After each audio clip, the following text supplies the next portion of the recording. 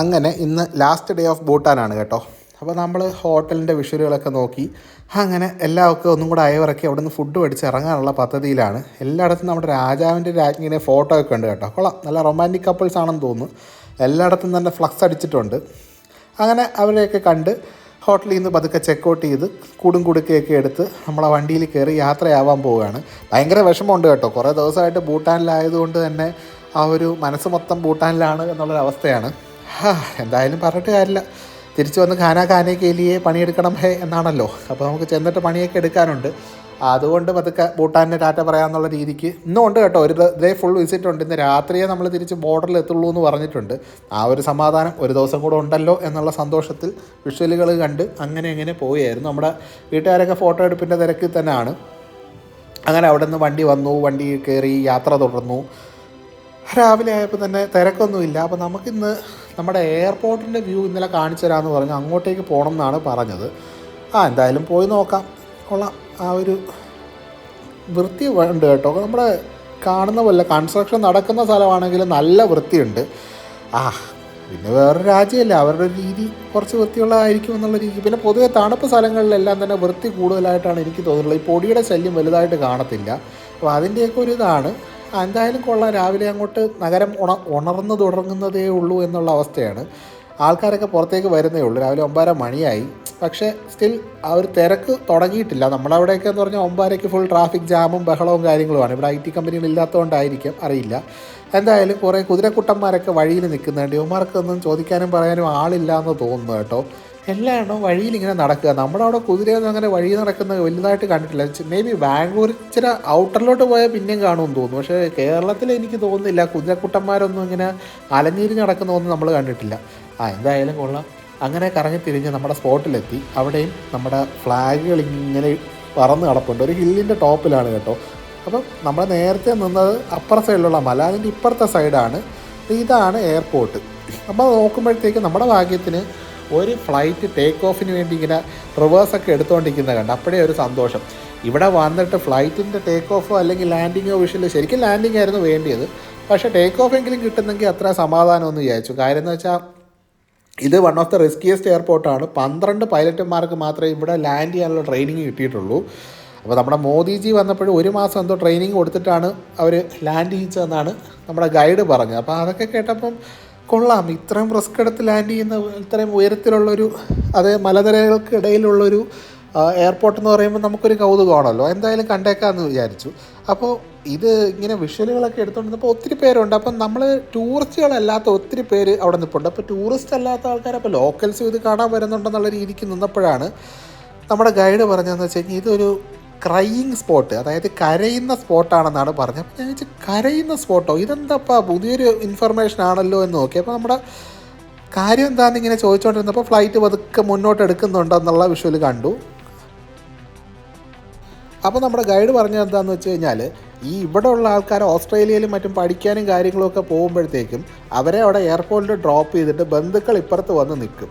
അപ്പോൾ അവർ നിന്നിട്ട് ഇവർക്ക് ടാറ്റ കൊടുക്കുകയും പോകുമ്പോൾ കരയുകയൊക്കെ ചെയ്യും എന്നുള്ളതാണ് ഇവർ പറയുന്നത്. ഞാൻ നോക്കിയപ്പോൾ ദാണ്ടെ ഒരു ചേച്ചി അവിടെ ആർക്കോ ടാറ്റ കൊടുക്കുന്നുണ്ട്. ഫ്ലൈറ്റിൽ ഇരുന്ന ആൾക്ക് ഫോൺ വിളിച്ചിട്ട് ഇങ്ങോട്ട് നോക്ക് എന്ന് പറഞ്ഞിട്ട് ടാറ്റ കാണിക്കുന്നതാണ് ഞാൻ കണ്ടത്. അതിൻ്റെ അപ്പുറത്ത് പിന്നെ കുറച്ച് വണ്ടികളൊക്കെ നിർത്തിയിട്ടുണ്ട്. അപ്പോൾ കൊച്ചുകുട്ടികളൊക്കെ കരയുന്നതൊക്കെ കണ്ടു. അപ്പോൾ അതെനിക്ക് വിഷ്വൽ എടുക്കാൻ തോന്നിയില്ല. കാര്യം എനിക്ക് തന്നെ കഷ്ടം തോന്നി. കാര്യം ബന്ധുക്കളോ ഈ പറഞ്ഞ കണക്ക് പാരൻസോ ഒക്കെ വിദേശത്ത് ബെറ്റർ ജോബിനോ എന്തെങ്കിലുമൊക്കെ പോകുന്നതായിരിക്കും, അല്ലെങ്കിൽ പഠിക്കാൻ പോകുന്നതായിരിക്കാം. അപ്പോൾ അതൊക്കെ കാണുമ്പോൾ നമുക്കൊരു ചങ്കിടിപ്പ്. അതുകൊണ്ട് ഞാൻ അതിൻ്റെ വിഷ്വലും എടുത്തില്ല. വേണ്ട, അവരപ്പം ചിലർക്ക് സന്തോഷം, ചിലർക്ക് സങ്കടം, പ്രതീക്ഷ, കാര്യങ്ങൾ, അങ്ങനെ പല വികാരങ്ങൾ ഇവിടെ കൂടെ കടന്നു പോയിക്കൊണ്ടിരിക്കുകയാണെന്ന് മനസ്സിലായി. അപ്പോൾ സന്തോഷമാണോ സങ്കടമാണോ എനിക്ക് വരേണ്ടതെന്ന് എനിക്ക് തന്നെ ഒരു സംശയം. കാര്യം ഇതൊക്കെ കൂടെ കണ്ടപ്പോഴത്തേക്ക് ഭയങ്കര ഒരു വിഷമം. കൊച്ചു പിള്ളേരൊക്കെ കരയുന്നുണ്ട്, അതൊരു വിഷമമായിട്ട് തോന്നി. എന്തായാലും നമ്മൾ പിന്നെ ബാക്ക് ടു നമ്മുടെ കാഴ്ച തന്നെ എടുക്കാമെന്ന് വിചാരിച്ചു. അപ്പോൾ ഫ്ലൈറ്റ് അവിടെ ചെന്നിട്ട് ടേക്ക് ഓഫിന് വേണ്ടി അങ്ങനെ നീങ്ങാൻ തുടങ്ങിയ സൗണ്ട് കേട്ടു. ആ സൗണ്ട് നോക്കി എങ്ങനെ നിൽക്കുകയാണ്. അപ്പോൾ ഈ ഭൂട്ടാൻ എയർപോർട്ടിൻ്റെ പ്രത്യേകത എന്ന് വെച്ച് കഴിഞ്ഞാൽ 2 മലനിരകൾക്കിടയിലാണ് ഈ എയർപോർട്ട് എന്ന് പറയുന്നത്. അപ്പോൾ ഇതിൻ്റെ റൺവേ എന്ന് പറയുന്നത് ഈ 2 മലയുടെയും താഴ്വാരത്തിലാണ്. അപ്പോൾ അതുകൊണ്ട് തന്നെ എക്സ്പീരിയൻസ്ഡ് പൈലറ്റുകൾക്ക് മാത്രമേ ഇവിടെ കൂടെ പറക്കാൻ പറ്റും. ആകെ 12 പേരെ അങ്ങനത്തെ എക്സ്പീരിയൻസ് ഉള്ളൂ എന്നാണ് നമ്മുടെ ഗൈഡ് പറഞ്ഞത്. അപ്പോൾ അങ്ങനെ നമ്മുടെ ഫ്ലൈറ്റ് ടേക്ക് ഓഫ് ചെയ്തു. സംഭവം എന്ന് വെച്ച് കഴിഞ്ഞാൽ ഇങ്ങനെ സ്ട്രെയിറ്റ് ആയിട്ട് പോയിട്ട് ഈ മലേനെ ടേൺ എടുത്ത് വേണം വരാനായിട്ട്. അത് യൂഷ്വലി ഞാൻ കാണിച്ചു തരാം. കുറച്ച് സമയം എടുക്കും അതിങ്ങനെ കറങ്ങി വരാനായിട്ട്. നമ്മൾ കാണുമ്പോൾ ഭയങ്കര സ്ഥലമുള്ളതായിട്ട് തോന്നുമെങ്കിൽ ഇത് കുറച്ച് റിസ്ക്കിയാണ്. ലാൻഡിങ് ഇതുപോലെ തന്നെ, അതായത് ഈ മലയിൽ കൂടെ ഡയറക്റ്റ് അങ്ങ് ലാൻഡ് ചെയ്യാൻ പറ്റില്ല. അപ്പോൾ അതിനെ കവർ ചെയ്ത് ചുറ്റി ഇങ്ങനെ വരണം. അതൊരു രസക്കാഴ്ച തന്നെയാണ് കേട്ടോ നമ്മളെ സംബന്ധിച്ചിടത്തോളം. അപ്പോൾ നമ്മൾ വിചാരിക്കും ഡയറക്റ്റ് ഇവിടെ വന്ന് ഇറങ്ങാമല്ലോ, എയർപോർട്ട് ഉണ്ടല്ലോ എന്ന്. പക്ഷേ ഭയങ്കര റേറ്റാണ് കേട്ടോ. നമുക്കിപ്പം അപ്പ് ആൻഡ് ഡൗൺ നമ്മൾ വെസ്റ്റ് ബംഗാളിൽ നിന്നാണ് ഇറങ്ങിയത്. വെസ്റ്റ് ബംഗാളിൽ നിന്നാണ് തിരിച്ച് പോകുന്നതും. വെസ്റ്റ് ബംഗാളിൽ നിന്ന് നമ്മൾ സിലിഗുരി എന്ന് പറഞ്ഞിട്ടുള്ള സ്ഥലം ഞാൻ ആദ്യത്തെ വീഡിയോയിൽ പറഞ്ഞിട്ടുണ്ടായിരുന്നു. അപ്പോൾ സിലിഗുരിയിൽ നിന്ന് നമ്മൾ കാർ മാർഗ്ഗത്തിലാണ് വന്നത്. അപ്പം നമുക്ക് ചിലവ് വന്നതെന്ന് വെച്ച് കഴിഞ്ഞാൽ ഇതിന് ഡയറക്റ്റ് വരികയാണെങ്കിൽ ഓൾമോസ്റ്റ് ഒരു 25 രൂപ അടുപ്പിച്ചെന്തോ ആണെന്നാണ് എൻ്റെ ഒരു ഓർമ്മ ശരിയാണെങ്കിൽ അന്ന് നോക്കിയപ്പോൾ. പക്ഷേ ഇപ്പുറത്ത് വന്നപ്പോഴത്തേക്കെന്ന് പറഞ്ഞാൽ അപ്പ് ആൻഡ് ഡൗൺ പോലും നമുക്ക് 25 വന്നിട്ടില്ല. ഈ ടാക്സി ചാർജും കൂടെ ചേർത്ത് നോക്കിയാൽ പോലും 25 താഴെ വരത്തുള്ളൂ. അപ്പോൾ അങ്ങനെ നോക്കുമ്പോൾ ബെറ്റർ എന്ന് പറയുന്നത് നമ്മൾ റോഡ് മാർഗ്ഗത്തിൽ കൂടെ തന്നെ വരുന്നതാണ്. അപ്പോൾ നമ്മുടെ ഫ്ലൈറ്റ് അങ്ങ് അകന്ന് പോകുന്നുണ്ട്. ഒരു ഡോട്ട് പോലെ ഇപ്പോൾ കാണാൻ പറ്റുന്നുള്ളൂ. ഞാൻ പറഞ്ഞില്ലേ നമ്മുടെ ഐഫോണിൻ്റെ ഒരു കുഴപ്പം അതാണ്, സൂമില്ല. ഇങ്ങനെ കാണാമെന്നല്ലാതെ ഇത് മാക്സിമം സൂമിലാണ് ഇങ്ങനെ കാണുന്നത്. അപ്പോൾ ഈ മലയിൽ ചുറ്റിയിട്ട് അപ്പുറത്തൂടാണ് സ്പേസിലോട്ട് കയറുന്നത്. സ്പേസ് അല്ല, മുകളിലോട്ട് കയറുന്നത്. അതാണ് സംഭവം. അപ്പോൾ ഇതൊരു നല്ലൊരു രസക്കാഴ്ച തന്നെയാണ് കേട്ടോ. പിന്നെ ഇപ്പുറത്ത് കരച്ചിലിൻ്റെ ലെവലുകളൊക്കെ കുറച്ച് കൂടി വരുന്നതാണ്. എനിക്കത് അങ്ങോട്ട് നോക്കാൻ തന്നെ തോന്നുന്നില്ല എന്നുള്ള അവസ്ഥ. ഞാൻ ആ ഫ്ലൈറ്റിൽ തന്നെ ഫോക്കസ് ചെയ്ത് അങ്ങനെ നിന്നു. ഇതാണ്ടില്ലേ മലയുടെ അപ്പുറത്തെ ആ ഒരു ഭാഗത്തൂടെ ഇങ്ങനെ കറങ്ങി വരുവാണ് ഫ്ലൈറ്റ്. നല്ല തണുത്ത കാറ്റുണ്ട് കേട്ടോ. തണുപ്പെന്ന് പറഞ്ഞാൽ നല്ല ഒരു 10 ഡിഗ്രിക്ക് താഴെയുള്ള അവസ്ഥയാണ്. രാവിലെയാണ് നമ്മൾ ചെക്കൗട്ടും ചെയ്ത് ഇറങ്ങിയതാണ്. നമ്മളിന്ന് തിരിച്ച് പോവുകയാണ് കേട്ടോ. അങ്ങനെ ഭൂട്ടാൻ വിശേഷത്തിൻ്റെ ലാസ്റ്റ് ഡേ ആണ് ഇന്ന്. ഇനിയുണ്ട് 2-3 കാഴ്ചകളും കൂടെ ഉണ്ടെന്നാണ് ഗൈഡ് പറഞ്ഞത്. എന്തായാലും ഭയങ്കര ഒരു വിഷമം പോലെ. അവിടെ അതും കഴിഞ്ഞിട്ട് അങ്ങനെ പോയപ്പോഴത്തേക്കും നമ്മൾ ഫസ്റ്റ് ഡേയിൽ വരുന്ന വഴിക്ക് 2 നദികൾ ജോയിൻ ചെയ്തു എന്ന് പറഞ്ഞു. ആ ഒരു ജോയിൻ ചെയ്തതിൽ ഒരു നദിയാണിത്. അപ്പം ഒരു സൈഡിലുള്ളത് ഇച്ചിരി കൂടെ ഒഴുക്ക് കൂടിയതും ഇത് കുറച്ച് ശാന്തസ്വരൂപിയായിട്ടുള്ള റിവറാണ്. അപ്പോൾ ഈ ശാന്തസ്വരൂപിയായിട്ടുള്ള റിവറിൻ്റെ സൈഡിൽ കൂടെയാണ് നമ്മൾ പോകുന്നത്. അപ്പോൾ നമ്മുടെ ഗൈഡ് പറഞ്ഞു ഇവിടെ നിർത്താൻ പറ്റും. ഈ പറഞ്ഞ കണക്ക് പുഴയിൽ കാലൊക്കെ നനയ്ക്കണമെങ്കിൽ നനയ്ക്കാം. പിന്നെ പ്ലാസ്റ്റിക് ഒന്നും ഇടരുത്, ഭയങ്കര ഫൈനും കാര്യങ്ങളൊക്കെ വരും. ജസ്റ്റ് അവിടെ ചെന്ന് നിൽക്കാം, ഈ പറഞ്ഞ പോലെ കല്ലൊക്കെ അടുക്കി വയ്ക്കാം എന്നൊക്കെ പറഞ്ഞിട്ടുള്ള കാര്യങ്ങളാണ് പറഞ്ഞത്. അപ്പം ഞാൻ വിചാരിച്ചു അതൊരു നല്ല എക്സ്പീരിയൻസ് ആയിരിക്കും. കാര്യം ഈ തണുപ്പുള്ള സ്ഥലത്ത് തണുത്ത വെള്ളത്തിൽ കാല് നനച്ചാൽ എങ്ങനെ ഉണ്ടാകും എന്നുള്ളൊരു ആലോചനയിൽ ഇങ്ങനെ അതിൻ്റെ സൈഡിൽ കൂടെ പോവുകയാണ്. നമ്മുടെ കൊടികളും കാര്യങ്ങളൊക്കെ എല്ലാ സ്ഥലങ്ങളിലും ഉണ്ട് കേട്ടോ. അത് പൊതുവെ എനിക്ക് തോന്നുന്ന കുറച്ച് ഭക്തിമാർഗം കൂടിയ ടീമുകളാണെന്ന് തോന്നുന്നു. എന്തായാലും നല്ല രസമുണ്ടായിരുന്നു. കാഴ്ചകളൊക്കെ കൊള്ളാം. പിന്നെ ഇന്നും കൂടെ കഴിഞ്ഞാൽ തിരിച്ച് ഇന്ത്യയിലെ കാഴ്ചകൾ കാണണം എന്നുള്ള ഒരു മിക്സഡ് ചിന്താഗതി എന്ന് വേണമെങ്കിൽ പറയാം. അത് ഉണ്ട് മനസ്സിൽ. നോക്കാം, എന്തായാലും നമുക്ക് തിരിച്ച് വന്നല്ലേ പറ്റൂ. ഖാനേക്കേലിയെ പോയേ പറ്റൂ. അപ്പോൾ നമ്മുടെ ചാനൽ സബ്സ്ക്രൈബ് ചെയ്യാത്തവരാണെങ്കിലും സബ്സ്ക്രൈബ് ചെയ്താൽ വലിയൊരു സന്തോഷമായിരുന്നു. നമുക്കിതൊരു സപ്പോർട്ടാണ്, നമുക്കൊരു മോട്ടിവേഷനാണ് ഇതൊക്കെ. പിന്നെ ഞാൻ പറഞ്ഞില്ലേ ലെങ്തി വീഡിയോസ് ഞാൻ അധികം ഇടാത്തതാണ്. അപ്പോൾ ഇത് ഇടുന്നതിൻ്റെ കാര്യം എന്ന് വെച്ച് കഴിഞ്ഞാൽ അത്തരം വിഷ്വലുകൾ നിങ്ങളിൽ എത്തിക്കുക എന്നുള്ളതാണ്. അപ്പം നിങ്ങളവിടെ വന്ന ഒരു ഫീല് കിട്ടുന്ന രീതിയിൽ തന്നെ ഞാൻ എടുക്കാൻ ശ്രമിച്ചിട്ടുണ്ട്. അതുകൊണ്ടാണ് ഈ 4 എപ്പിസോഡായിട്ട് വന്നത് ഭൂട്ടാൻ്റെ. അപ്പോൾ നമ്മുടെ വണ്ടി നിർത്തി ഇതാണ്ട് ആ പുഴയുടെ സൈഡിലേക്ക് പോയി. കറക്റ്റ് നമ്മുടെ ഈ വാൾപേപ്പറുകളിലൊക്കെ കാണുന്ന പോലത്തെ ഒരു സീനറിയാണ് കേട്ടോ. നമ്മളത് ഫോണിൽ അത്ര എക്സ്പീരിയൻസ് ചെയ്യാനായിട്ട് എങ്ങനെയാണെന്ന് എനിക്ക് മനസ്സിലാകുന്നില്ല. കാര്യം അവിടെ നിന്ന് നോക്കുമ്പോഴത്തേക്ക് എനിക്കിത് കാണാം, ഫോണിൽ കൂടെ കാണുന്നത് ഏറെക്കുറെ ആ ഒരു വിഷ്വലായിട്ട് തന്നെയാണ് തോന്നുന്നത്. പക്ഷേ നിങ്ങൾക്കത് എത്രത്തോളം ക്ലാരിറ്റിയിലാണ് കിട്ടുന്നതെന്ന് എനിക്കൊരു ഊഹവും ഇല്ല. എന്തായാലും നോക്കാം. അതിൻ്റെ മുകളിൽ കൂടെ ചെറിയൊരു റോപ്പ് വേ പോകുന്നുണ്ട്. അക്കരെയുള്ളവർ ഇക്കരയിലോട്ട് വരുന്നത് ഈ റോപ്പ് വേ വഴിയാണെന്ന് പറഞ്ഞു. അപ്പോൾ ഒരാൾക്ക് ഒരു പലക പോലത്തെ ഒരു സംഭവം ഇതിനകത്ത് ഇങ്ങനെ ഹാങ് ചെയ്തിട്ടേക്കും. അത് ഈ ഒരു സ്ഥലത്ത് വന്ന് ലാൻഡ് ചെയ്യിപ്പിക്കും. അവിടെ നിന്ന് ഇറങ്ങാനുള്ള പടവുകളും കാര്യങ്ങളൊക്കെ വെച്ചിട്ടുണ്ട്. അപ്പോൾ എനിക്ക് തോന്നുന്നു നദി കരകവിഞ്ഞ് ഒഴുകുന്ന പോലത്തെ ഇല്ല, ഈ ഒരു പരുവത്തിൽ തന്നെ ഒഴുകും എന്നാണ് എൻ്റെ ഒരു വിശ്വാസം. അങ്ങനെ തോന്നുന്നു. അപ്പോൾ ഇത് നിറച്ച് ഉരുളൻകല്ലുകളാണ്. ആൾറെഡി ഇവിടെ ആരൊക്കെയൊക്കെ ഉരുളൻകല്ലുകൾ ഇങ്ങനെ അടുക്കി വെച്ചിട്ടുണ്ട്. അപ്പോൾ ഞാൻ ചോദിച്ചപ്പുറത്ത് 7 എണ്ണമാണ് വെക്കേണ്ടത്, അതാണ് അവരുടെ നല്ല നമ്പർ എന്ന്. നല്ല വാൾപേപ്പർ പോലത്തെ സ്ഥലം കേട്ടോ. കണ്ണാടി പോലത്തെ വെള്ളം, നല്ല തണുപ്പെന്ന് പറഞ്ഞാൽ നല്ല കിടുക്കൻ തണുപ്പ്. തണുത്ത വെള്ളവുമാണ്. നമ്മൾ ഫ്രിഡ്ജിൽ നിന്ന് എടുക്കുന്ന വെള്ളത്തിനേക്കാളും തണുപ്പെന്നുള്ള അവസ്ഥ.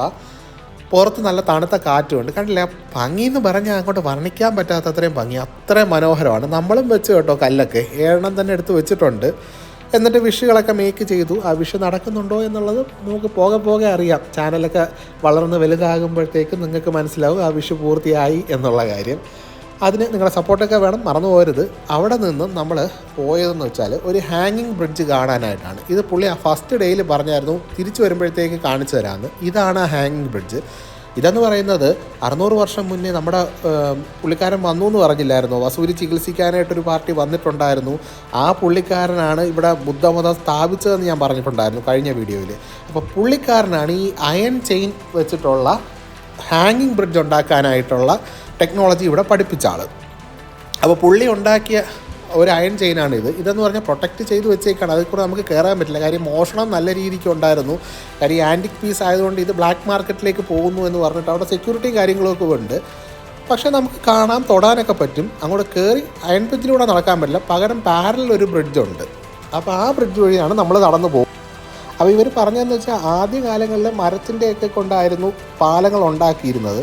പക്ഷേ ഈ ഡിമോൺസ് അഥവാ ദുഷ്ടശക്തികൾ എന്ന് പറയുന്ന സംഭവം ഈ പാലം തകർത്ത് കളയും. അപ്പോൾ അതുകൊണ്ട് തന്നെ യാത്രക്കാർക്കൊക്കെ യാത്രാക്ലേശങ്ങൾ ഭയങ്കരമായിട്ടുണ്ടായിരുന്നു. അപ്പോൾ ഈ ഇദ്ദേഹം വന്നതിന് ശേഷമാണ് ഈ ഒരു ടെക്നോളജി അയൺ ബ്രിഡ്ജ് ഉണ്ടാക്കിയത്. അതിന് ശേഷം ഈ ഡിമോൺസിൻ്റെ ശല്യവും ഇല്ലായിരുന്നു, അത് സസ്റ്റെയിൻ ചെയ്ത് നിൽക്കുന്നുണ്ട്. ഇപ്പോഴും ആ ഒരു ഉണ്ടാക്കിയ പരുവത്തിൽ തന്നെ അത് ഹാങ്ങിങ് ബ്രിഡ്ജ് നിൽക്കുന്നു എന്നുള്ളതൊരു അത്ഭുതമായിട്ട് തോന്നി. 600 വർഷമൊക്കെ ഒരു ബ്രിഡ്ജ് തുരുമ്പടിക്കാതെയും നിൽക്കുന്നു, അതും അയണിലാണ്. തുരുമ്പടിച്ചിട്ടില്ല, പെയിൻ്റൊന്നും അടിച്ചിട്ടില്ല. നമ്മളവിടെ പണ്ട് മറ്റേ ഈഫിൽ ടവർ എന്നൊക്കെ പറഞ്ഞൊരു സാധനം എല്ലാ വർഷവും പെയിൻ്റ് അടിക്കുന്നുണ്ടെന്നൊക്കെ പറഞ്ഞ് വൻ തള്ളലാണ് കേട്ടോ. ഇതൊക്കെ വെച്ച് നോക്കുമ്പോൾ ഇതൊക്കെയാണ് അത്ഭുതങ്ങളായിട്ട് എനിക്ക് തോന്നിയത്. നമ്മുടെ ഒരു അടുത്തുള്ളത് കാണാതെ നമ്മൾ അകലെയുള്ളത് പോയിട്ട് കാര്യമില്ല. അങ്ങനെ ഈ പുതിയ ബ്രിഡ്ജിൽ മൊത്തം നമ്മുടെ ലക്കി ഫ്ലാഗുകൾ ഇങ്ങനെ പറന്ന് നടക്കുകയാണ്. കാറ്റൊക്കെ ഉണ്ടെങ്കിൽ നല്ല രസമാണ് കേട്ടോ. ഇപ്പം ഇച്ചിരി കാറ്റ് കുറഞ്ഞ് നിൽക്കുകയാണ്, അതുകൊണ്ട് നടക്കാൻ പാകത്തിനുള്ള പരുവം. ഇല്ലയെന്നുണ്ടെങ്കിൽ ഉണ്ടല്ലോ എൻ്റെ പൊന്നോ, തണുത്തിട്ട് ഒരു രക്ഷയില്ല. നമുക്ക് ഈ പറഞ്ഞ പോലെ തണുപ്പ് ഒരുവിധമൊക്കെ സഹിക്കാൻ പറ്റും, പക്ഷേ നമ്മുടെ കൂടെയുള്ള പാർട്ടികളെല്ലാം നല്ല തണുത്ത് വിറച്ച് നിൽക്കുന്ന അവസ്ഥയാണ്. എനിക്ക് പിന്നെ ഇതൊന്നും വിഷയമല്ല. കഴിഞ്ഞ വർഷം കാശ്മീരിൽ പോയിട്ട് ഞാൻ കൂളായിട്ട് സ്നോഫോളിൻ്റെ സമയത്ത് അവിടെ മുണ്ടുകൊടുത്ത് മുണ്ടല്ല കറുത്ത ലുങ്കി മലയാളി ടീഷർട്ടൊക്കെ ഇട്ട് നടന്നൊരു കാലമുണ്ട്. അപ്പോൾ ഇത്തവണ മലയാളി ടീഷർട്ട് ഞാൻ എടുത്തു വയ്ക്കാൻ മറന്നുപോയി, അതുകൊണ്ടാണ്. അല്ലാന്നുണ്ടെങ്കിൽ ഞാൻ ഉറപ്പായിട്ടും അതൊക്കെ ഇട്ട് ഒരു ഫോട്ടോ എടുത്തേനെ. ഇത്തവണ ഞാൻ മറന്നുപോയി. ഇപ്പോൾ ഇത്തവണ ലഗേജിൻ്റെ കുറച്ച് പ്രശ്നങ്ങളൊക്കെ ഉണ്ടായിരുന്നു, അല്ലെ വെയിറ്റ് അഡ്ജസ്റ്റ് ചെയ്യണം. കാര്യം ഞാൻ ഈ പറഞ്ഞ കണക്ക് ഹാൻഡ് ബാഗ് മാത്രമേ എടുത്തുള്ളൂ, ഹാൻഡ് ലഗേജ് മാത്രമേ എടുത്തുള്ളൂ. അപ്പോൾ അതുകൊണ്ട് തന്നെ ലഗേജ് വളരെ കമ്മിയായിട്ട്, കാര്യം കൊണ്ട് നടക്കാൻ എളുപ്പത്തിന് വേണ്ടിയിട്ട് അങ്ങനെയാണ് എടുത്തത്.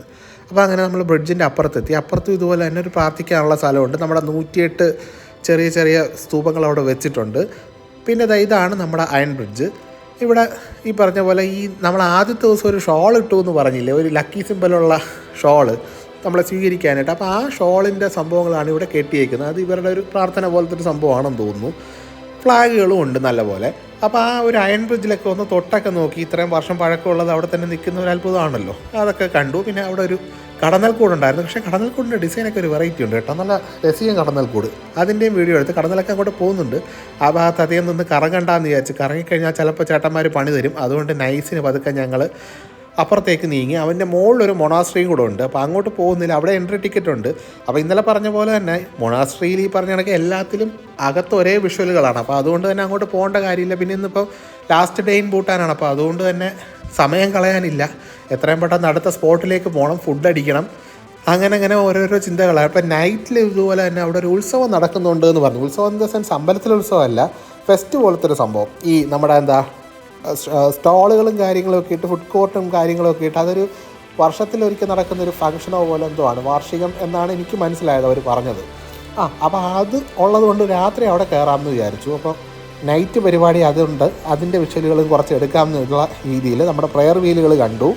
അപ്പോൾ പ്രയർ വീലുകളൊക്കെ ഇങ്ങനെ കറക്കി പ്രാർത്ഥിച്ചു, നല്ലപോലെ പ്രാർത്ഥിച്ചു. ചാനലൊക്കെ രക്ഷപ്പെടണേ എന്നുള്ള ഈശ്വര ഭഗവാനെ നല്ലത് വരുത്തണേ എന്ന് പ്രാർത്ഥിച്ചുകൊണ്ട് കുറേ നാളായി നമ്മൾ വീഡിയോസൊക്കെ ഇട്ടിട്ട് കേട്ടോ. ഭയങ്കര ഉഴപ്പായിട്ടല്ല, ഓരോരോ ടെൻഷനുകളും വർക്കിൻ്റെ പ്രഷറുകളും ഒക്കെ ആയിട്ട് അങ്ങനെ പോകുമായിരുന്നു. അതുകൊണ്ടാണ് ചാനലിലൊന്നും വിടാതിരുന്നത്. അപ്പോൾ നമ്മുടെ ഗൈഡ് മുകളിലേക്ക് കയറിപ്പോയിട്ട് അവിടെ ഒരു ഗുഹ ഉണ്ടെന്ന് പറഞ്ഞു. അപ്പോൾ അങ്ങനെ അങ്ങോട്ട് കയറിപ്പോയി. നോക്കിയപ്പം സംഭവം എന്ന് വെച്ചാൽ ഈ ദൂരയാത്രക്കാർ അവിടെ വന്ന് താമസിച്ചിട്ടാണ് പോകുന്നത് പണ്ട് കാലത്ത്. അപ്പോൾ ആ പുഴ കടന്നിട്ട് ഇപ്പുറത്ത് വന്ന് ഇവിടെ താമസിച്ച് ഉറങ്ങി അങ്ങനെയാണ് ഇവർ പോകുന്നതെന്നാണ് പറഞ്ഞത്. അപ്പോൾ അവിടെ ഇതുപോലെ തന്നെ ഇഷ്ടം പോലെ കൊച്ചു സ്തൂപങ്ങൾ വെച്ചിട്ടുണ്ട്. എല്ലാം 108ൻ്റെ സെറ്റുകളാണ് കേട്ടോ. അപ്പോൾ അതും കണ്ടിട്ട് താഴോട്ട് പതുക്കെ ഇറങ്ങി. കുറച്ച് സ്ലിപ്പറി സർഫസാണ്. ആ ഒരു ചെടിയുടെ ഇലകളാണെങ്കിലും വളരെ രസമുള്ളൊരു കളറാണ്. ഈ കളർ കോമ്പിനേഷനുകളെല്ലാം കൂടെ വരുമ്പോൾ നല്ല രസമാണ് കേട്ടോ. ആ ഒരു വെട്ടൽ വന്നത് ഞാൻ തെന്നിയതാണ്, വീണില്ല, പക്ഷേ ഒന്ന് സ്ലിപ്പായി. ആ ഒരു പുഴയുടെ കളറും നല്ല രസമുണ്ട്, ഒരു ഗ്രീനിഷ് ടർക്കോയിഷ് പോലത്തെ ഒരു കളറ്. പിന്നെ ഈ ആ ഒരു സ്തൂപങ്ങളും കാര്യങ്ങളൊക്കെ ഒരു രസമാണ് കേട്ടോ. കളർ കോമ്പിനേഷനൊക്കെ നല്ലതാണ്. ദൂരെ ഒരു ഫ്ലാഗ് കണ്ടു. അതിൻ്റെ അപ്പുറത്താണ് നേരത്തെ പറഞ്ഞ മൊണാസ്ട്രി എന്ന് പറഞ്ഞത്. അപ്പോൾ ഈ മൊണാസ്ട്രിയിലോട്ട് ഞങ്ങൾ പോകുന്നില്ല. കാര്യം ഞാൻ പറഞ്ഞായിരുന്നല്ലോ, 500 രൂപ ടിക്കറ്റാണ്. ഓൾറെഡി നമ്മൾ മൊണാസ്ട്രിയുടെ ആകെ കണ്ടു കഴിഞ്ഞു. അതുകൊണ്ട് അത് വേണ്ടാന്ന് വെച്ചിട്ട് തിരിച്ച് നടന്നു. ആ പാലത്തിൽ കൂടെ നടന്നു പോയി. നല്ല രസമാണ് കേട്ടോ. ഈ ഫ്ലാഗുകളെല്ലാം കൂടി ഇങ്ങനെ കിടക്കുന്നത് കാണുമ്പോൾ കളറൊക്കെ കൂടെ വരുമ്പോൾ ഒരു ഫീൽ വേറെയാണ്. ഫീൽ ഗുഡ് എന്ന് വേണമെങ്കിൽ പറയാം. ഭയങ്കര റിലാക്സിങ് ആയിട്ട് അടുത്തൊരു സ്പോട്ടിലേക്കുള്ള യാത്രയാണ്. അപ്പോൾ വിശപ്പിൻ്റെ വിളി വന്ന് തുടങ്ങിയെന്ന് വേണമെങ്കിൽ പറയാം. പക്ഷേ രാവിലെ അങ്ങോട്ട് ഉച്ചയാകുന്നേ ഉള്ളൂ, ഉച്ചയായിട്ടില്ല. ഞങ്ങൾ തിരിച്ച് നമ്മുടെ ബോർഡറിലേക്കുള്ള യാത്രയാണ്. അപ്പോൾ ഈ പറഞ്ഞ പോലെ വണ്ടിയിലോട്ട് കയറി പിന്നെ യാത്ര തുടർന്നു. അപ്പം നേരത്തെ നമ്മൾ വന്നില്ലേ, ഫസ്റ്റ് ആ ഒരു എൻട്രി പോയിൻ്റ് എന്ന് പറഞ്ഞിട്ടൊരു സ്ഥലമുണ്ടല്ലോ, ഫസ്റ്റല്ല, നമ്മൾ ആ 2 നദികൾ ചേർന്നു എന്ന് പറഞ്ഞിട്ടുള്ള ആ പോയിന്റിലോട്ട് തിരിച്ച് വന്നെത്തി. അപ്പോൾ ഇനിയൊരു ആദ്യം കണ്ട വെള്ളച്ചാട്ടവും കാര്യങ്ങളും ഒക്കെ തിരിച്ച് വരും എന്ന് മനസ്സിലായി. അപ്പോൾ അതുകൊണ്ട് ഇനിയിപ്പോൾ ക്യാമറയ്ക്ക് വലിയ പണിയൊന്നും ഇല്ല. ഇനിയിപ്പോൾ ടൗണിൽ പോയിട്ടേ കാര്യങ്ങൾ ഉണ്ടാവുമെന്ന് വിചാരിക്കുന്നു. അങ്ങനെ ആ ഒരു നദി സൈഡിൽ കൂടെ ഒഴുകി പോകുന്നതിൻ്റെ വിഷയം രാവിലെ എടുക്കാൻ പറ്റിയില്ല. അപ്പോൾ അതുകൊണ്ട് അതും കൂടെ എടുത്ത് കുറച്ച് പാലങ്ങളും കാര്യങ്ങളൊക്കെ വന്നു, അതിൻ്റെയൊക്കെ ഒരു വിഷ്വലുകളൊക്കെ എടുത്തു. എല്ലായിടത്തും തന്നെ ഈ കൊടിയുണ്ട് കേട്ടോ. കൊടി ഇങ്ങനെ പറന്നുകൊണ്ടിരിക്കുക, അത് നല്ല രസമാണ് കാണാനായിട്ട്. അങ്ങനെ നമ്മൾ ഫുഡിൻ്റെ സ്പോട്ടിലേക്കുള്ള യാത്രയായി. അവിടെ ഇത് തന്നെ കൊടിയുടെ പെരളി. അവിടെ ആണെങ്കിൽ മറ്റേ ഇൻസ്റ്റാഗ്രാമബിൾ എന്ന് പറയുന്ന ഒരു സ്ഥലമായിരുന്നു അത്. അത്യാവശ്യം നല്ല രീതിക്ക് ഫോട്ടോ എടുക്കാൻ പറ്റിയ കുറേ സ്പോട്ടുകൾ വെച്ചിട്ടുണ്ട്. അപ്പോൾ ഇത് ഇന്ത്യൻ ഫുഡും കിട്ടും എന്നാണ് പറഞ്ഞത്. ഞങ്ങൾ പറഞ്ഞു വേണ്ട, ലാസ്റ്റ് ഡേ ആണ്, ഇന്ത്യൻ ഫുഡിൻ്റെ ഒരാവശ്യമില്ല, ഇന്നും കൂടെ ഭൂട്ടാനീസ് കഴിക്കാൻ പറ്റൂ, അതുകൊണ്ട് കൊണ്ട് പാടാ ഭൂട്ടാനീസ് ഡിഷ് എന്നുള്ള ആറ്റിറ്റ്യൂഡിൽ ഞങ്ങൾ ഓർഡർ ചെയ്തു. അപ്പം അതുപോലെ തന്നെ നമ്മുടെ ബാത്തുപ്പും ഇമ്പതാശിയും പോർക്ക് ഫ്രൈയും ഒക്കെ തന്നെ പറഞ്ഞത്, പോർക്ക് ചില്ലിയും ഒക്കെ തന്നെ പറഞ്ഞത്. കൊള്ളാം കേട്ടോ, ഇവിടുത്തെ ഒരു ടേസ്റ്റും കാര്യങ്ങളൊക്കെ കൊള്ളാം. മറ്റേ ടിപ്പിക്കൽ ഭൂട്ടാനീസായിട്ട് തോന്നത്തില്ല, എന്നാൽ നമ്മുടെ ടിപ്പിക്കൽ ഇന്ത്യനും അല്ല. രണ്ടിനെയും കൂടെ ഒരു മിക്സ്ഡ് ചൊവ്വാന്ന് വേണമെങ്കിൽ പറയാം. ഫ്രൈഡ് റൈസും കൂട്ടിയൊരു പിടിയങ്ങ് പിടിച്ചു. കൊള്ളായിരുന്നു കേട്ടോ, നല്ലൊരു എക്സ്പീരിയൻസ് ആയിരുന്നു. പിന്നെ ഇവിടെ സോസിന് പകരം ചമ്മന്തി പോലത്തെ ഒരു സംഭവമാണ് തന്നത്. എനിക്ക് തോന്നുന്നു ഒരു ഇന്ത്യൻ വൽക്കരിച്ചതാണെന്ന് തോന്നുന്നു, എന്തോ അറിയില്ല. എന്തായാലും ഫുഡ് കുഴപ്പമൊന്നുമില്ല, നല്ലതായിരുന്നു. അവിടെ നിന്ന് വീണ്ടും യാത്ര തുടർന്നു. പോണ വഴിക്ക് ഈ പറയണ ചെറിയൊരു കോടമഞ്ഞിൻ്റെ ഫീല് കിട്ടിത്തുടങ്ങി. അപ്പോൾ പക്ഷേ ചൂട് കൂടി വരുന്നുണ്ട്. കാര്യം എന്ന് വെച്ചാൽ തിരിച്ച് ബോർഡറിലോട്ട് പോകുമ്പോഴത്തേക്ക് വെച്ചാൽ താഴോട്ടിറങ്ങി വരികയാണ്. വിച്ച് മീൻസ് ടെമ്പറേച്ചർ പതുക്കെ കൂടി ഒരു 20 റേഞ്ചിലോട്ടൊക്കെ വന്നു തുടങ്ങി. പക്ഷേ കോടമഞ്ഞ് വന്നു. കോടമഞ്ഞ് കണ്ടപ്പോൾ ഒരു സന്തോഷം. പക്ഷേ തണുപ്പൊന്നും വലുതായിട്ടില്ല. എന്ന് വെച്ചാൽ നമ്മൾ ഈ 3-4 ദിവസം നല്ല കട്ട തണുപ്പിൽ നിന്നിട്ട് 20 എന്നൊക്കെ പറഞ്ഞാൽ നമുക്ക് നോർമൽ ഒരു ഫീലേ വരുന്നുള്ളൂ. പക്ഷേ കൊള്ളാം, മഞ്ഞ് കാണുമ്പോൾ ഒരു കാഴ്ചയ്ക്കൊരു സുഖം, അത്രേ ഉള്ളൂ. അപ്പോൾ ഇത് കഴിഞ്ഞിട്ട് നമുക്ക് ഇന്ത്യ ഭൂട്ടാൻ ബോർഡർ കാണാൻ പറ്റും, ആ ഒരു സ്ഥലത്ത് പോകാൻ പറ്റും എന്നാണ് പുള്ളിക്കാരൻ പറഞ്ഞത്. അത് നമ്മൾ ഇങ്ങോട്ട് വന്നപ്പോൾ കയറിയില്ലായിരുന്നു. അവിടെ ചെറിയൊരു മൊണാസ്ട്രി പോലത്തെ ഒരു സംഭവമാണ് ഉള്ളത്. അപ്പോൾ അതൊരു 30 രൂപ ടിക്കറ്റ് കൊടുത്തു കഴിഞ്ഞാൽ കാണാമെന്ന് പറഞ്ഞു. അങ്ങനെ 30 രൂപ ടിക്കറ്റ് എടുത്ത് നമ്മൾ നേരെ അങ്ങോട്ട് നടന്നു. അപ്പോൾ ആൾക്കാരൊക്കെ ഈ ഒരു ഗ്രൗണ്ട് പോലത്തെ സ്ഥലത്ത് വന്ന് ഇരുന്ന് കാഴ്ചകളൊക്കെ കാണുന്നുണ്ട്. അവിടുന്ന് ഈ പറഞ്ഞ അമ്പലത്തിലോട്ടെത്തി. അപ്പോൾ അവിടുത്തെ പെയിൻറ്റിങ് നടന്നുകൊണ്ടിരിക്കുകയായിരുന്നു. അപ്പോൾ ഇത് എങ്ങനെയാണ് പെയിൻറ്റ് ചെയ്യുന്നതെന്നുള്ളത് കാണാനുള്ളൊരു ഇത് കിട്ടി. അപ്പോൾ ആദ്യത്തെ ഒരു ലെയർ സ്പ്രേ പെയിൻറ്റ് റെഡ് അടിച്ചിട്ട് അതിലിങ്ങനെ കൈ വെച്ചിട്ടാണ് ഈ ഫുൾ ഡിസൈൻസും വരച്ചെടുക്കുന്നത്. ഭയങ്കര എഫർട്ടുള്ള പണിയാണ് കേട്ടോ. ചേട്ടന്മാരോട് അവരുടെ ഭൂട്ടാനീസ് പാട്ടൊക്കെ ഇട്ട് അങ്ങനെ പണിയെടുത്തുകൊണ്ടിരിക്കുകയാണ്. അപ്പോൾ നമ്മുടെ കൊടി ഇങ്ങനെ പറന്ന് നടക്കുന്നുണ്ട്. അതുവഴി ഇങ്ങനെ നടന്ന് സൈഡിലേക്ക് പോകുമ്പോഴത്തേക്ക് ഇവിടെയാണ് ബോർഡർ എന്ന് പറഞ്ഞിട്ടുള്ള ഈ സംഭവം. അപ്പോൾ നമ്മുടെ ഗൈഡ് അവിടെ ചെന്നിട്ട് ഇങ്ങനെ കാഴ്ച കാണിച്ചു തന്നു. അതായത് ഈ നമ്മുടെ മലനിരകൾ ഫുള്ള് ഭൂട്ടാനും മലയുടെ അപ്പുറത്തോട്ട് ഇന്ത്യയുമാണ്. ഇത് കണ്ടില്ലേ, ഈ താഴ്വാരം എന്ന് പറയുന്നത് ഇന്ത്യയാണ്. അങ്ങ് ദൂരെ ബ്രഹ്മപുത്ര നദിയാണ് ആ ഒരു വെള്ള സംഭവം കാണുന്നത്. അതായത് അവിടുത്തെ മലയുടെ താഴെയുള്ളത് നദിയാണ്. അത് അവിടുത്തെ ബ്രഹ്മപുത്ര എന്ന് പറഞ്ഞിട്ടുള്ള നദിയെന്നാണ് പുള്ളിക്കാരൻ പറഞ്ഞത്. അപ്പോൾ അതും കണ്ട് ഇന്ത്യയിലെ കാഴ്ചയൊക്കെ കണ്ടപ്പോൾ താഴെ നോക്കിയപ്പോഴത്തേക്കും മഞ്ഞല്ല, പുകയാണെന്ന് തോന്നുന്നു. വെസ്റ്റ് ബംഗാൾ കയറിയപ്പോൾ തൊട്ട് ഈ ഒരു ഫീലാണ്. മൊത്തത്തിലൊരു പുകമയമാണ്. ഒരു സ്മെല്ലും ഒക്കെ കുറച്ച് ഉണ്ട് കേട്ടോ. ഒരു പുകയുടെ പോലത്തെ ഒരു സ്മെല്ലാണ് കൂടുതൽ നിൽക്കുന്നത്. എനിക്ക് തോന്നുന്നു എയർ ക്വാളിറ്റി ഭയങ്കര ലോ ആയിട്ടാണ് എനിക്ക് തോന്നിയത് അപ്പുറത്തെ സൈഡിലോട്ട്. പക്ഷേ നേരെ ഇപ്പുറത്ത് മലനിര കയറി കഴിയുമ്പോഴത്തേക്കും നല്ല ക്വാളിറ്റിയുള്ള എയർ വരും, നല്ല ഭംഗിയായിരുന്നു. ദൂരെ കാണുന്നതാണ് നമ്മുടെ ഭൂട്ടാനിലേക്കുള്ള എൻട്രി കണ്ട ആ ഒരു കവാടം. നമ്മുടെ ഫസ്റ്റ് എപ്പിസോഡിൽ വന്ന് കയറുന്നത് ഇവിടെയായിരുന്നു.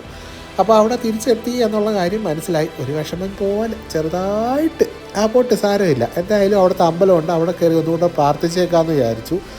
അവിടെ കയറിയപ്പോൾ സെയിം മൊണാസ്ട്രിയുടെ സംഭവം തന്നെ. പക്ഷേ അത്ര വലിപ്പമൊന്നുമില്ല, വളരെ ചെറിയൊരു സംഭവമാണ്. അപ്പോൾ അവിടെ ഷൂസൊക്കെ അഴിച്ചു വെച്ചിട്ട് ചെന്നൊന്ന് പ്രാർത്ഥിക്കാമെന്ന് വിചാരിച്ചു. നല്ല വൃത്തിയായിട്ട് മെയിൻറ്റെയിൻ ചെയ്തിട്ടുണ്ട് കേട്ടോ. കാഴ്ചകളൊക്കെ നല്ല രസമാണ്. ആ മൊണാസ്ട്രിക്ക് ചുറ്റും ഒന്ന് നടക്കുകയും ചെയ്തു. അപ്പോൾ അവിടെയും പ്രയർ വീലുകളുണ്ട്. പക്ഷേ അവിടെ പണി നടന്നുകൊണ്ടിരിക്കുകയാണ്. എനിക്ക് തോന്നുന്നു അടുത്തൊരു സീസണിന് വേണ്ടിയിട്ട് അവർ പ്രിപ്പയർ ചെയ്യാൻ തോന്നുന്നു. എല്ലായിടത്തും തന്നെ പെയിൻ്റ് അടിയും മെയിൻ്റെനൻസും കാര്യങ്ങളൊക്കെ നടക്കുക. അപ്പോൾ ശരിക്കും പറഞ്ഞു കഴിഞ്ഞാൽ ഇപ്പോൾ വിൻ്റർ ടൈമാണ്, ഇവരുടെ സീസൺ അല്ല. ഭൂട്ടാനിൽ ശരിക്കും പറഞ്ഞാൽ ഒരു ഫെബ്രുവരി മാർച്ചൊക്കെ ആകുമ്പോഴത്തേക്കാണ് അതിൻ്റെ സീസൺ വരുന്നതെന്നാണ് പുള്ളിക്കാരൻ പറഞ്ഞത്. അപ്പോൾ ആ സമയത്തേക്ക് വേണ്ടിയുള്ള പ്രിപ്പറേഷൻ ആയിരിക്കാം ഇതൊക്കെ. എന്തായാലും കാഴ്ചകളൊക്കെ കണ്ട് അങ്ങനെ അമ്പലത്തിന് ചുറ്റും നടന്നു. പക്ഷേ ഇത്തവണ പ്രയർ വീൽ കറക്കാമെന്ന് വെച്ച് കഴിഞ്ഞാൽ നടക്കത്തില്ല, അവിടെ റെനോവേഷൻ ആയതുകൊണ്ട് അത് നടന്നില്ല. എന്തായാലും നല്ല വൃത്തിയൊക്കെ ഉണ്ട്. ദൂരെ നമ്മുടെ ഇന്ത്യ കാണാം, ഇപ്പുറത്ത് നിന്നാൽ ഭൂട്ടാൻ. അങ്ങനെ ഒരു രസമാണ് കേട്ടോ. രണ്ട് രാജ്യങ്ങൾക്ക് അപ്പുറം ഇപ്പുറം എന്ന് പറയുമ്പോൾ ഒരു ജസ്റ്റ് ഒരു ബോർഡർ, അങ്ങനെ ബോർഡർ വരെയായിട്ടൊന്നും കണ്ടില്ല, ജസ്റ്റ് ഒരു കവാടം മാത്രമേ ഉള്ളൂ എൻട്രി ചെയ്യാനായിട്ട്. ബാക്കിയൊക്കെ കോമൺ ഇതായിട്ട് തന്നെ തോന്നും. പിന്നെ പുള്ളി പറഞ്ഞതെന്ന് വെച്ചാൽ മലയുടെ ഇപ്പുറത്ത് ഭൂട്ടാനും താഴ്വാരം ഇന്ത്യ എന്നാണ്. അങ്ങനെ അവിടെ നിന്ന് ഇറങ്ങി തിരിച്ച് നമ്മുടെ ബോർഡറിലേക്ക് എത്തി.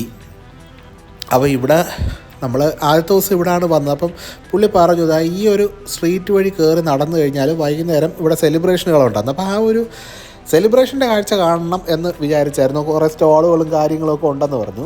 റോഡൊക്കെ നല്ല ശാന്തമാണ്. സംഭവം രണ്ട് രാജ്യങ്ങളുടെ അപ്പുറം ഇപ്പുറമാണ്, വണ്ടികൾ ഒത്തിരി കയറുന്ന സ്ഥലമാണെങ്കിലും വലിയതായിട്ടൊന്നുമില്ല.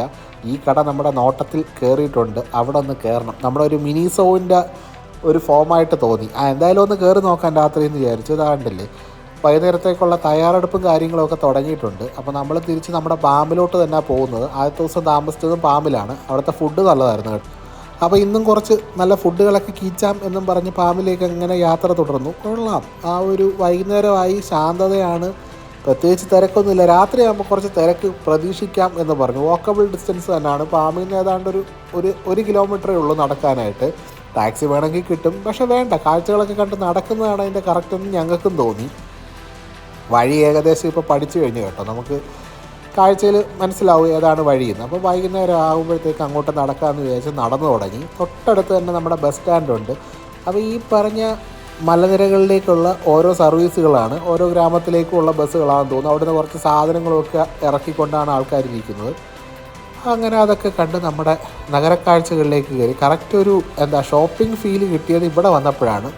അത്യാവശ്യം നല്ല നല്ല ഷോപ്പുകളുണ്ട്. പക്ഷേ എക്സ്പെൻസീവ് എന്ന് ചോദിച്ചു കഴിഞ്ഞാൽ ഡ്രസ്സ് ഐറ്റംസിനൊക്കെ എക്സ്പെൻസീവാണ്. കാര്യം ഇവർ തന്നെ പുറത്ത് ഇന്ത്യയിൽ വന്നിട്ടാണ് സാധനം എടുക്കുന്നതെന്ന് പറഞ്ഞു. അപ്പോൾ ഒബിയസ്ലി ഇവിടെ വില കൂടുതലായിരിക്കും. ചിലതൊക്കെ അന്വേഷിച്ചപ്പോഴും വില കൂടുതലായിട്ട് തന്നെയാണ് തോന്നിയത്. നമുക്ക് പിന്നെ ഇനിയിപ്പോൾ ലാസ്റ്റ് ഡേ ആണ്, അപ്പോൾ ഇനിയിപ്പോൾ ഇന്ത്യയിലോട്ട് പോകണം. മാക്സിമം ലഗേജ് കുറയ്ക്കുക. ഗിഫ്റ്റ് ഐറ്റങ്ങളും കാര്യങ്ങളൊക്കെ അവിടെ നിന്ന് വാങ്ങിച്ചിട്ടുണ്ട്. കുറച്ച് ബുദ്ധൻ്റെ പ്രതിമകളും താരാദേവിയും അങ്ങനെ കുറച്ച് ഈ കൊടികളും ഒക്കെ വാങ്ങിച്ചിട്ടുണ്ട്. ഇവിടെ ഒരു അമ്പലമുണ്ട് കേട്ടോ, ഒത്ത നടുക്കൊരു അമ്പലം. അമ്പലത്തിൻ്റെ ഫ്രണ്ടിലൊരു സ്ട്രീറ്റ് ഉണ്ട്, അവിടെ അലങ്കരിച്ചിട്ടുണ്ട്. അപ്പോൾ ആ അമ്പലത്തിന് ചുറ്റുമാണ് ഇവരുടെ കച്ചവടവും സ്ട്രീറ്റും കാര്യങ്ങളും ഒക്കെ. പിന്നെ കുറേ ഗിഫ്റ്റ് ഐറ്റത്തിൻ്റെ ഷോപ്പുകൾ ഇഷ്ടം പോലെ ഉണ്ട് കേട്ടോ ഇവിടെ. അപ്പം ഇത് ടൂറിസ്റ്റുകളെ അട്രാക്റ്റ് ചെയ്യാൻ വേണ്ടിയിട്ടുള്ള സ്ഥലമായതുകൊണ്ട് തന്നെ അതാണെന്ന് തോന്നുന്നു. പിന്നെ കുറേ ഫുഡ് ഐറ്റംസ്. ഇത് നമ്മുടെ ലോക്കൽ മാർക്കറ്റ് പോലത്തതാണ്. മാർക്കറ്റ് എന്ന് വെച്ചാൽ ഈ വൺ ഡേ സെയിൽ പോലത്തതാണ്. ആ ഫെസ്റ്റിവലിനോടനുബന്ധിച്ച് കുറച്ച് വിൽക്കാനുള്ളതും കുറേ ഫുഡ് സ്റ്റാളുകളെന്ന് പറഞ്ഞാൽ ഇതിലൊരു 85% ഫുഡ് സ്റ്റാളുകൾ തന്നെ ആയിരുന്നു കേട്ടോ. മോമോസും പാനിപൂരിയും പിന്നെ അവിടുത്തെ കുറേ സംഭവങ്ങളുടെ ഫ്രൈയും കാര്യങ്ങളുണ്ട്. പിന്നെ അങ്ങനെ നോക്കിയപ്പോൾ മദ്യക്കുപ്പികളൊക്കെ മറ്റേ ഡിസ്പെൻസർ പോലെ വെച്ചേക്കുകയാണ്.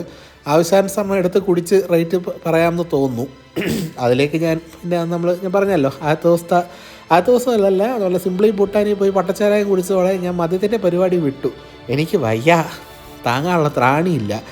എന്തായാലും നല്ല മനോഹരമാണ്, നല്ല വൃത്തിയാണ് കേട്ടോ. താഴെയൊന്നും വേറെ അഴുക്കോ കാര്യങ്ങളോ ഒന്നുമില്ല, നല്ല കറക്റ്റ് പ്രോപ്പർ മെയിൻ്റെനൻസ്. ഇവിടെ നിന്ന് കുറേ ഫോട്ടോസൊക്കെ എടുക്കാമെന്ന് മനസ്സിലായി. അങ്ങനെ ഫോട്ടോസ് എടുത്തു. ജസ്റ്റ് അമ്പലത്തിലൊന്ന് കയറി. രാവിലെ നമ്മൾ അമ്പലത്തിൽ പോയായിരുന്നു, പക്ഷേ അവിടെ പ്രയർ വീൽ ഞാൻ പറഞ്ഞില്ല, റെനോവേഷൻ ആയതുകൊണ്ട് നടന്നില്ല. അപ്പോൾ അതുകൊണ്ട് ഇവിടുത്തെ അമ്പലത്തിൽ കയറി ഒന്നും കൂടെ പ്രാർത്ഥിച്ചേക്കാം എന്ന് വിചാരിച്ചു.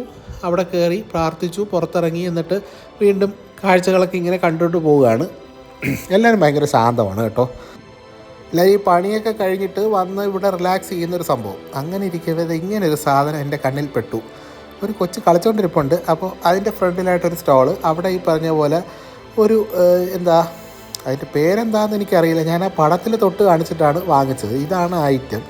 അതിനകത്ത് ചീസ് ഇങ്ങനെ ഒരു നൂല് പോലെ ഇങ്ങനെ വരുന്നു കേട്ടോ. നല്ല ചൂടുണ്ട്, ആവിയൊക്കെ പറക്കുന്നുണ്ട്. ചിക്കനാണെന്നാണ് പറഞ്ഞത്. അപ്പോൾ അകത്തൊരു സോസേജിൻ്റെ ഒരു പീസ്, അതിൽ ചീസ് പൊതിഞ്ഞിട്ട് ഈ പറഞ്ഞവർക്ക് മാവിൽ മുക്കി വറുത്തെടുക്കുന്നൊരു സംഭവം നല്ല ടേസ്റ്റ് ഉണ്ട്. 60 രൂപയായിരുന്നു ഒരെണ്ണത്തിനായത്. ഒരു പട്ടിക്കുട്ടൻ നടന്നു പോകുന്നു, അവനെ കൊഞ്ചിക്കാമെന്നുണ്ട്, പക്ഷേ വേണ്ട, റിസ്ക് എടുക്കണ്ട. എന്തായാലും കൊച്ചു കുട്ടികളൊക്കെ അതാണ്ട് ഇവിടെ അവർക്ക് വേണ്ടിയിട്ടുള്ള പ്ലേയിങ് ഏരിയയും കാര്യങ്ങളൊക്കെ ഉണ്ട്. എല്ലാവരും ഭയങ്കര ഹാപ്പിയാണ് കേട്ടോ. നല്ല രസമാണ്. ഈ പിള്ളേരെയൊക്കെ കാണാൻ നല്ല ഭംഗിയാണ് കേട്ടോ. ഈ പറഞ്ഞ പോലെ എല്ലാവരും ഭയങ്കര എക്സൈറ്റഡ് ആയിട്ട് റൈഡുകളിലൊക്കെ കയറി അവരുടെ പാരൻസ് സൈഡിൽ നിന്ന് വീഡിയോസൊക്കെ എടുക്കുന്നുണ്ട്. ഇത് നമ്മുടെ ടൂറിസ്റ്റ് പിള്ളേരാണെന്ന് തോന്നുന്നില്ല, എല്ലാവരും തന്നെ ഇവിടുത്തെ ആൾക്കാരായിട്ടാണ് എനിക്ക് തോന്നുന്നത്. അപ്പോൾ ഇവരുടെ ഒരു സെലിബ്രേഷൻ വാർഷികം എന്നുള്ള രീതിക്കുള്ള സെലിബ്രേഷനുകളാണ് നടന്നത്. അറിയില്ല, എന്തായാലും നോക്കാം. നടന്നപ്പോഴത്തേക്കും വേസ്റ്റ് പ്രോപ്പറായിട്ട് അവരെടുത്ത് ക്ലീൻ ചെയ്തുകൊണ്ട് പോകുന്നത് കണ്ടു. അപ്പോൾ തന്നെ വന്ന് എടുക്കുമെന്ന് തോന്നുന്നു. ഇതാണ് നമ്മൾ പാസ്പോർട്ടല്ല, നമ്മുടെ ഇമിഗ്രേഷൻ്റെ ഓഫീസിൻ്റെ അപ്പുറ സൈഡാണ്. അപ്പോൾ ഇതുവഴി വേണം കയറി വരാനായിട്ട്. അപ്പോൾ അവർ നമ്മൾ സീലടിച്ച് അകത്തോട്ട് കയറ്റി വിടും എന്നുള്ള പരിപാടിയാണ്. തിരിച്ചിറങ്ങുമ്പോഴും ഇതുവഴി തന്നെയാണ് ഇറങ്ങേണ്ടത് കേട്ടോ. ഈ കവാടം വഴി ഇറങ്ങി അപ്പുറത്ത് പോകണം. നമ്മൾ കയറിയതെന്ന് വെച്ച് കഴിഞ്ഞാൽ അവിടെ നിന്ന് കയറി ഇന്ത്യയിൽ നിന്ന് കയറി ഇങ്ങോട്ട് വരികയായിരുന്നു സീലടിച്ചിട്ട്. തിരിച്ച് പോകുമ്പോഴും ഇതുപോലെ സീല് വയ്ക്കണം, പാസ്പോർട്ടിൽ സീല് കിട്ടും. അങ്ങനെ നമ്മൾ റോഡ് ക്രോസ് ചെയ്തു. റോഡിൽ വണ്ടികളെല്ലാം നിർത്തി കൊടുക്കുന്നുണ്ട്, സിഗ്നലുകളൊന്നും ഇല്ല. ആൾക്കാർ വരുമ്പോൾ സീബ്ര ക്രോസിങ് നമുക്ക് പ്രിഫറൻസ് ഉണ്ട്, നമുക്ക് വിട്ടു തരും എന്നിങ്ങനെ പറഞ്ഞ് നടന്നു തീർന്നില്ല. അതിന് മുമ്പ് വണ്ടി നിർത്താതെ ഒരുത്തം പോയി. നോക്കിയപ്പോൾ എന്താ, ഇന്ത്യൻ വണ്ടി. കണ്ടില്ലേ ഇവൻ തന്നെ. ഇദ്ദേഹം നമ്മുടെ സീബ്ര ക്രോസ് ബഹുമാനിക്കുന്ന ഒരാളല്ലെന്ന് മനസ്സിലായി. കാര്യം എന്താ, ഇന്ത്യൻ രജിസ്ട്രേഷൻ വെഹിക്കിളാണ്. ഭൂട്ടാനീസ് വണ്ടികളെല്ലാം തന്നെ കറക്റ്റായിട്ട് ഫോളോ ചെയ്യുന്നുണ്ട്, നിർത്തി തരുന്നുണ്ട്. നമുക്കാണ് ഈ ധൃതിയും കാര്യങ്ങളും ഫസ്റ്റ് അടിച്ച് പോയിട്ട് എന്തോ കിട്ടാനുണ്ടെന്ന് തോന്നുന്നു, അറിയില്ല. എന്തായാലും പുള്ളിക്കാരനെ മറ്റേ ഈശ്വര ഭഗവാനെ അങ്ങേർക്ക് നല്ലത് വരുത്തണേ തു എന്ന് പറഞ്ഞുകൊണ്ട് ഞങ്ങൾ വീണ്ടും നടന്നു. അപ്പോൾ അങ്ങനെ കാഴ്ചകൾ കൊള്ളാം കേട്ടോ, നല്ല രസമുണ്ട്. പിന്നെ ഫുഡ് ഐറ്റംസ് എന്തെങ്കിലുമൊക്കെ ട്രൈ ചെയ്യണമെന്നുണ്ട്. അങ്ങനെ മോമോസ് വാങ്ങിച്ചു, അങ്ങനെ ലൊട്ടിലൊടുക്ക് ഫുഡുകളൊക്കെ കഴിച്ചു. പിന്നെ നമ്മുടെ പാമ്പിൽ ഡിന്നർ ഫ്രീ ഉണ്ട്, അപ്പോൾ അതുകൊണ്ട് അവിടെ പോയും തട്ടണം.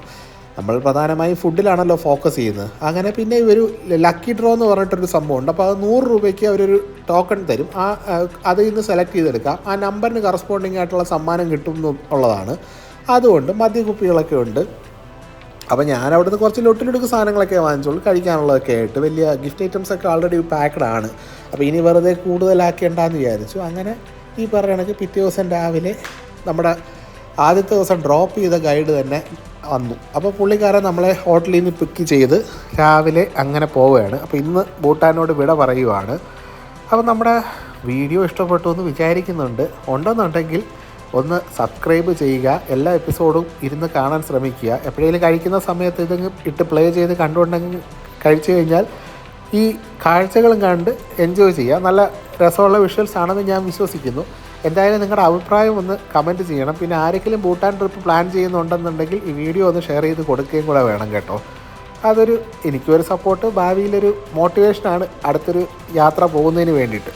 അപ്പോൾ എന്തായാലും അങ്ങനെ ഭൂട്ടാനോട് ടാറ്റ പറഞ്ഞുകൊണ്ട് യാത്ര തുടരുകയാണ്. തീർന്നില്ല, നമ്മൾ വെസ്റ്റ് ബംഗാളിൽ വരെ എത്തണം. കുറച്ച് സമയമുണ്ട്, ഒരു 4-5 മണിക്കൂറത്തെ യാത്രയുണ്ട്. വൈകുന്നേരത്തേക്കാണ് ഫ്ലൈറ്റ്. അപ്പോൾ രാവിലെ ബ്രേക്ക്ഫാസ്റ്റും കഴിച്ചിട്ട് തന്നെ ഇവിടുന്ന് ചെക്കൗട്ട് ചെയ്തു. അപ്പോൾ നമ്മൾ ഇന്നലെ കണ്ട നഗരം തന്നെയാണ്, പക്ഷേ ഒരു അഴുക്കോ കാര്യങ്ങളോ ഒന്നുമില്ല. എല്ലാവരും വൃത്തിയാക്കി വെച്ചിട്ടുണ്ട് കേട്ടോ. അവിടെ ഈ ഫെസ്റ്റും കാര്യങ്ങളൊക്കെ നടന്നെങ്കിലും ആരും തന്നെ കഴിച്ചിട്ട് സാധനങ്ങളൊന്നും പുറത്തൊന്നും ഇടുന്നൊന്നുമില്ല. എല്ലാം വളരെ നീറ്റും കാര്യങ്ങളുമായിട്ട് തന്നെ വെച്ചിട്ടുണ്ട്. അതെനിക്ക് ഇഷ്ടപ്പെട്ടു, കൊള്ളാം. എന്തായാലും വണ്ടി നമ്മൾ കറങ്ങി തിരിഞ്ഞ് ആൾക്കാർ ക്രോസ് ചെയ്യുന്നതാണ്, കണ്ടില്ലേ, ഇതേപോലെ നിർത്തി കൊടുക്കും. അപ്പോൾ അങ്ങനെ മുന്നോട്ട് പോയിട്ട് നമ്മുടെ ആ ഒരു ഇമിഗ്രേഷൻ ഓഫീസും കടന്ന് ആ പാസ്പോർട്ടിൽ സീലടിക്കുന്ന ഒരു സ്ഥലത്തോട്ട് ആണ് പോവേണ്ടത്. അപ്പോൾ നമ്മുടെ ഡ്രൈവർ പറഞ്ഞു നമുക്ക് വലിയ ധൃതിയുടെ ആവശ്യമൊന്നുമില്ല, കാര്യം വൈകുന്നേരമാണ് ഫ്ലൈറ്റ്, ഉച്ചയ്ക്ക് ലഞ്ച് പോണ വഴിക്ക് കഴിച്ചിട്ട് എയർപോർട്ടിൽ ഡ്രോപ്പ് ചെയ്തിട്ട് പുള്ളി പോകാമെന്നാണ് പറഞ്ഞത്. അപ്പോൾ ഞങ്ങൾ ഓർത്ത് കൊള്ളാം, കറക്റ്റ് ആയിരിക്കും, കാര്യം എന്ന് വെച്ചാൽ നമ്മൾ ധൃതി പിടിക്കേണ്ട, കാഴ്ചകളൊക്കെ കണ്ട് തന്നെ പോകാമെന്ന്. അങ്ങനെ ഭൂട്ടാൻ അതിൽ നിന്ന് വിട പറയുന്നതിൻ്റെ ഒരു നല്ല വിഷമമുണ്ട് കേട്ടോ.